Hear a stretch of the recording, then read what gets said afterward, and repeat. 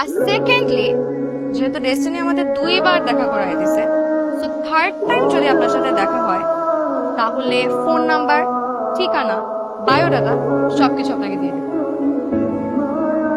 আসি, দেখা হবে। ও and thank you so much for the bag. Destiny কি আমাদেরকে বারবার দেখা করিয়ে দিচ্ছে নাকি আপনি আমাকে ফলো করছেন? আপনাকে ফলো করলে কি আপনি খুব মাইন্ড করবেন? আমাকে ফলো করার রেজাল্ট কিন্তু ভালো হবে না। সেটা আমি নিজের চোখের সামনেও দেখছি, ভিডিওতেও দেখছি, আর আপনার ব্যাগে ওই এভিডেন্সও পাইছি। এত বড় রিস্ক নিতে চান? পছন্দ বলে কি ওই মেয়ের সাথে বিয়ে দিয়ে দিব? আমাদের একমাত্র সন্তান ছিল, না দেখে শুনে বিয়ে দিয়ে দিব। আমার খুব ভালো একটা মেয়ে, আমার তুমি আমার উপর বিশ্বাস রাখো। আরে মেয়েটার বাবা মা নাই, ভাই বোন নাই, এরকম একটা মেয়ের সাথে কেন বিয়ে দিব তুই আমার বোঝা। কারণ আমি ইনায়াকে পছন্দ করি আম্মা।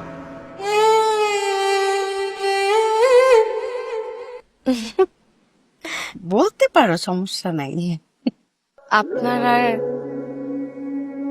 আমার মার মধ্যে অদ্ভুত মিল। আমি আমার মাকে কোনোদিন দেখি নাই আন্টি, জন্মের পরপরই মারা যায় তো। আপনার ছবি যখন দেখেছিলাম আমার অনেক শখ ছিল আপনাকে একবার সামনাসামনি দেখার। আপনাকে দেখলে আমার মায়ের কথা অনেক মনে পড়ে। সরি। তুমি আমাকে মা ডাকতে পারো, তাতে আমার ভালোই লাগবে।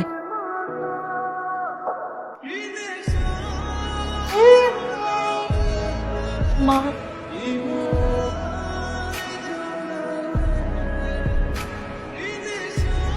মনে নাই আজকে আমার চেক আপ করানোর কথা?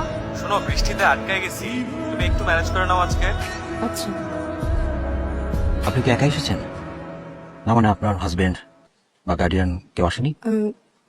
না, হাজবেন্ড তো আসে নাই, আর বাবা মা নেই। আপনি আমাকে বলতে পারেন, অসুবিধা নেই। ছোটবেলা থেকেই আপনার মাঝে থাইরয়েডের ফল্টি জিনটি ছিল, এখন সেটা ধীরে ধীরে ক্যান্সারে রূপান্তরিত হয়েছে। কি ব্যাপার, কতক্ষণ করে বেন দিতেছি, কি খুলতেছো না? পরে নিজে চাবি দিয়ে খুলছি। কি ব্যাপার, তুমি কাঁদতেছো কেন? খুশিতে কাঁদতেছি।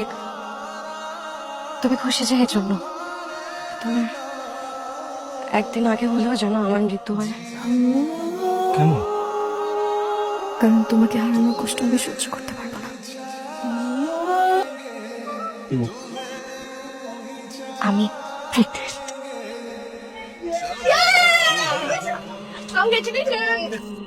সারপ্রাইজটা কেমন ছিল? Very bad surprise. এত বড় একটা ডিসিশন তুমি একা নিতে পারো না। তুমি খুশি হও নাই? হইতাম যদি না এই কাজটা তুমি আমাকে জানাই করতা। তাহলে এত সিরিয়াস হইতেছো কেন? তুমি বেবি নিতে চাও না? আমি বেবি নিতে চাই, কিন্তু আমি এখনো মেন্টালি প্রিপেয়ার্ড না। তুমি একটাবার আমাকে জানাইতা। আমি তোমাকে জানিয়েছিলাম ভাই। তাছাড়া এমনিতেও তো আমাদের থার্ড অ্যানিভার্সারিতে বেবি নেওয়ার কথা ছিল। আরে বাবা, নেওয়ার কথা থাকলে কি নিয়ে নিতে হবে নাকি? এটা কি ধরনের কথা? তুমি কি বলতেছো, বুঝে বলতেছো? মাথা ঠিক আছে তোমার? আমি যা বলতেছি আমি বুঝাই বলতেছি। কি পরিমাণ ডিফিকাল্ট সিচুয়েশনে আমি এই ডিসিশনটা নিছি। তুমি নিজের বাচ্চা মেরে ফেলার কথা বলতেছো।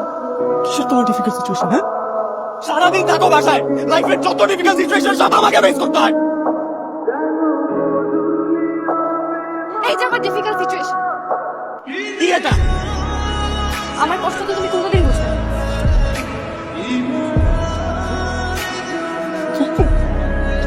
তুমি না আমাকে আগে বলবে, এত বড় একটা জিনিস আমাকে তুমি মুখে আসবে। আমি তোমাকে বলতে চাইছি, কিন্তু যতবার চেষ্টা করছি মনে হয়েছে যে তোমাকে যদি আমি বলি তাহলে তো তুমি অনেক কষ্ট পাবে, আর তোমার কষ্ট আমি একদম সহ্য করতে পারবো না।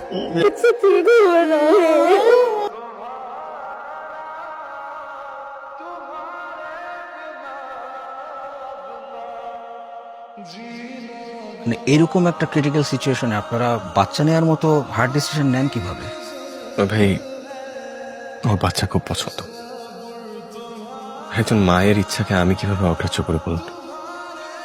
যদি মাকে বাঁচানো যায় তবেই বাচ্চাকে বাঁচানো সম্ভব, মাকে বাঁচানো না যায় তাহলে বাচ্চাকে বাঁচানো সম্ভব না।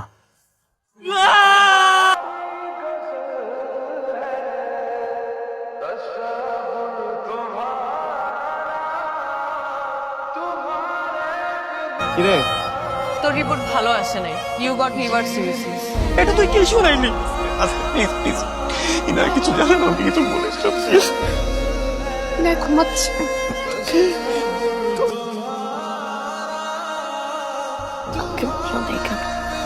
বলতে চেয়েছিলাম, বিশ্বাস করো তোমার মতোই বলতে পারিনি। এবার সবকিছু দেখে দেওয়ার এত তো উচিত ছিল। তুমি এত অসুস্থ, অথচ একটা আমাকে বুঝতে হবে।